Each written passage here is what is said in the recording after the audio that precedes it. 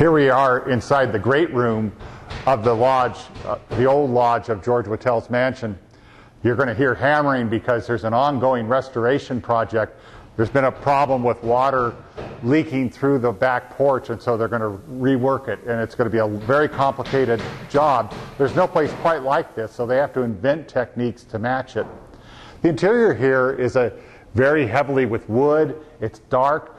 Whittell wanted the feel of a hunting lodge, and there's a brooding, somber quality to it. But this is rustic cottage revival, and it refers back to many of the European things that George Whittell encountered while living in Europe. At the same time, the huge rafters, I can't help but believe that this is part of de Longchamp's fascination with mining. He was a mining engineer before he was an architect, and I think he wanted these big, heavy rafters and designed it in a way to refer back in its own way to Comstock mining and the square set timbers. The woodwork you see is all done by Norwegian craftsmen.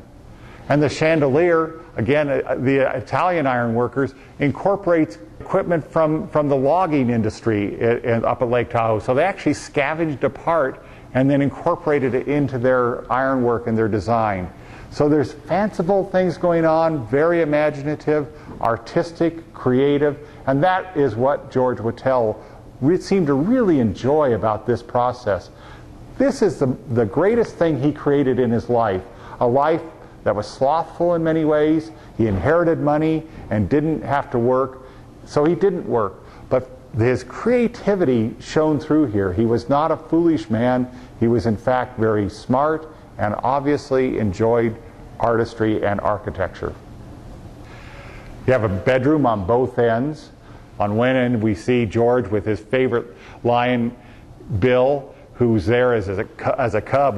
Whittell's actually able to still hold him in his arms. And it's a beautiful, charming photograph of Whittell and Bill, and shows that kind of intimate relationship. And on the other end, his wife Ilya, who he married after finding her in France in 1919. He had been wounded, and she was his nurse.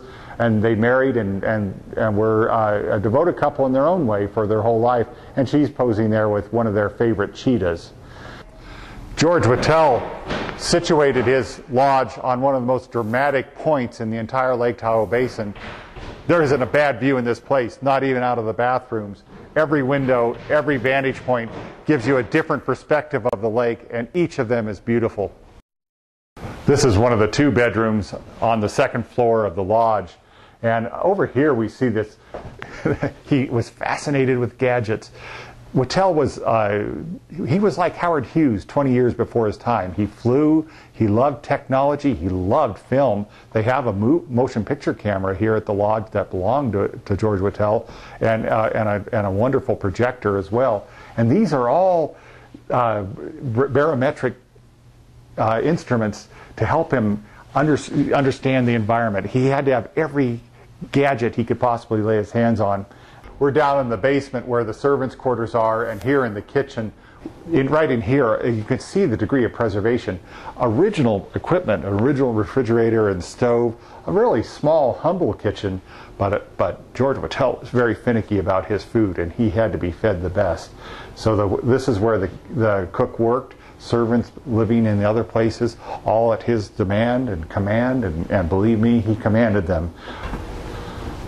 We're right here in the laundry room. Down the hall you can see one of the servants' quarters, all very finely done. Not a bad place to be a servant.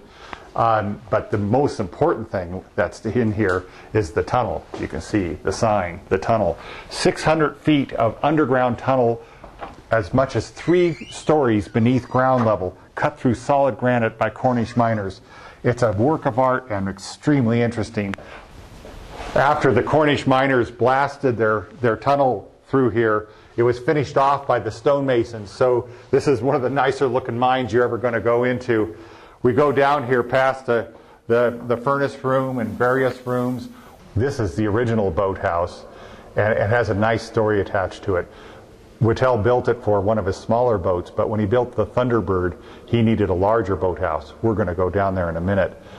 When he built his larger boathouse, he wanted to convert this into a swimming pool, but one of the workers fell off his ladder and broke his neck. Whittell was so appalled by it, he stopped construction, and you can see all of the construction scaffolding here as it was the day that the fellow broke his neck. Whittell was appalled by it and wanted to just leave it be, never use this room again. Along here you can see a rail system. Whittell used this to cart supplies from the boathouse to the lodge. Usually he didn't allow any of his guests to come in here. This was only for his private access. But the one of his best friends that he did allow in here was Bill the lion. It was nice and cool. It's very chilly in here. When you take a tour up here, make sure to bundle up. But Bill loved it during the summers when it was hot up on the surface. He could come in down here and cool off. So this is where Bill ended up sleeping, according to stories. And we have nothing but all the rich stories about Whittell. Truth can be elusive, but stories are permanent. And there's no reason to believe that Bill didn't, in fact, like to come in here and sleep. The story that's told, however, is that when George Whittell did have guests here and they drank too much, he would lock them up in here with Bill the lion and then let them wake up with this lion. One can't tell whether that's true or not, but George was certainly capable of doing something like that.